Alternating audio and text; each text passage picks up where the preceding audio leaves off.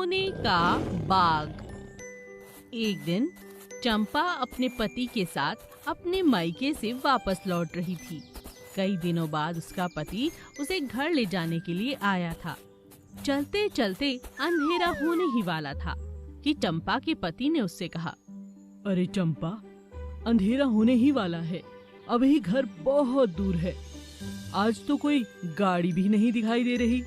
क्यों ना हम जंगल के रास्ते से चलें? हम घर जल्दी पहुंच जाएंगे इस तरह। अपने पति की बात पर चंपा कहती है, हाँ हाँ क्यों नहीं, इतने दिन हो गए, घर जाने का तो मन ऐसा हो रहा है कि जितना जल्दी पहुंचकर आराम कर लूं उतना अच्छा है। आप जैसा कहते हैं वही ठीक है। दोनों पति पत्नी जंगल के छोटे रास्ते से अपने गांव की तरफ चल पड़े। चंपा की माँ ने एक खाने का डब्बा चंपा को दिया था ताकि रास्ते में भूख लगने पर दोनों पति पत्नी बैठकर खा सकें। रास्ते में भूख लगने लगती है तो चंपा अपने पति से कहती है, अजी सुनते हो, कितना प्यारा मौसम है और ये पेड़ देखो कितना घना है। चलिए यहाँ बैठकर खाना खा लेते हैं।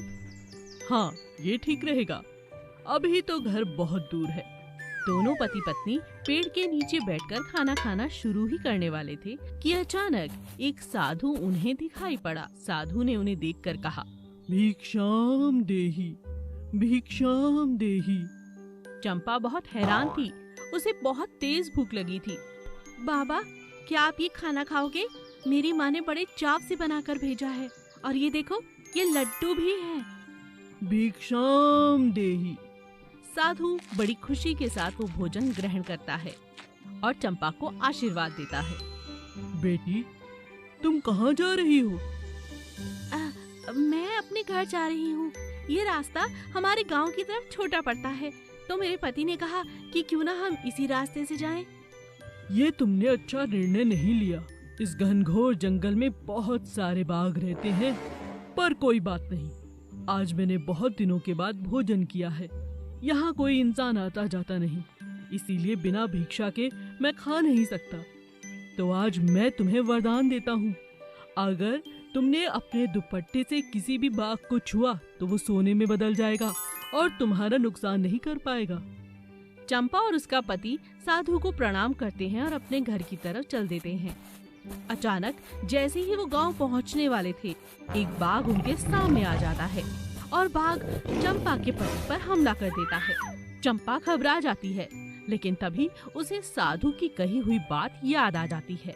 तुरंत वो अपना दुपट्टा बाघ को लगाती है। बाघ जिस हालत में भी था वो तुरंत सोने में बदल जाता है। अरे शुक्र है साधु बाबा ने ये चमत्कार, ये जादू जो मुझे दे दिया, उससे तुम्हारी जान बच गई। तुम ठीक तो हो ना? हाँ हाँ चंपा, मैं बिल्कुल ठीक हूँ। चलो चलो घर चलते हैं। दोनों पति पत्नी सोने के बाघ को वहीं छोड़कर अपने घर शांति से लौट आते हैं। इसीलिए कहते हैं, कर भला तो